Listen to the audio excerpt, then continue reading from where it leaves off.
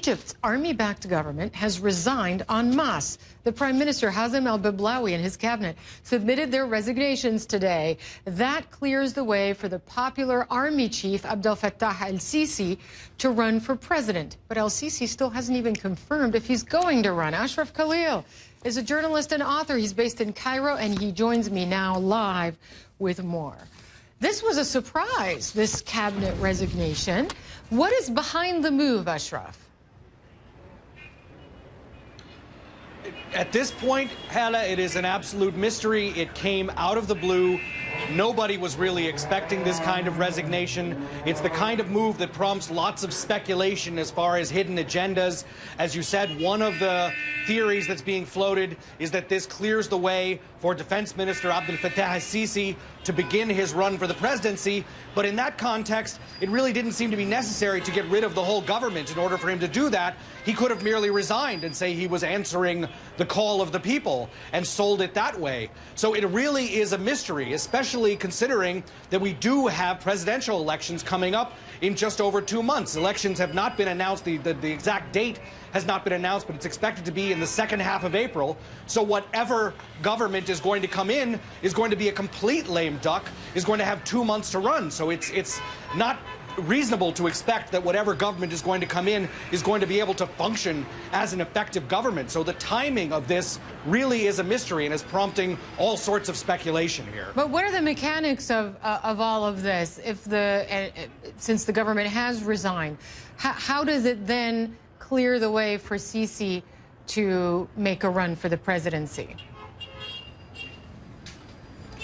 Well, according to that theory, it removes him from the cabinet and then opens the door for him to launch his presidential campaign. But as you said, people have been waiting for about 2 months now for him to announce. It's widely expected. It has frankly warped the entire presidential race already. People are deciding not to run because they assume he's going to run and that there's no point in throwing their hat in the ring. But as of right now, he has not run. He has acted very presidential. Frankly, he has appeared in civilian clothes. He has gone to Russia and spoken with Vladimir Putin, where Putin possibly ruined the script by congratulating him on his decision to run, even though he hasn't announced yet.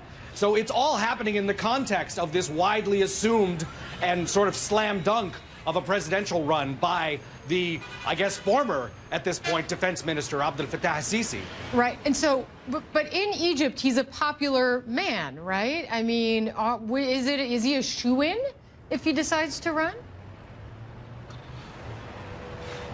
I think it would be hard to imagine anyone defeating him, given the current mood in Egypt, given the very strong and very intense cult of personality that has built up around him in the past 7 months since he led the coup to oust Mohamed Morsi from the presidency. It really is very intense and very focused around him specifically.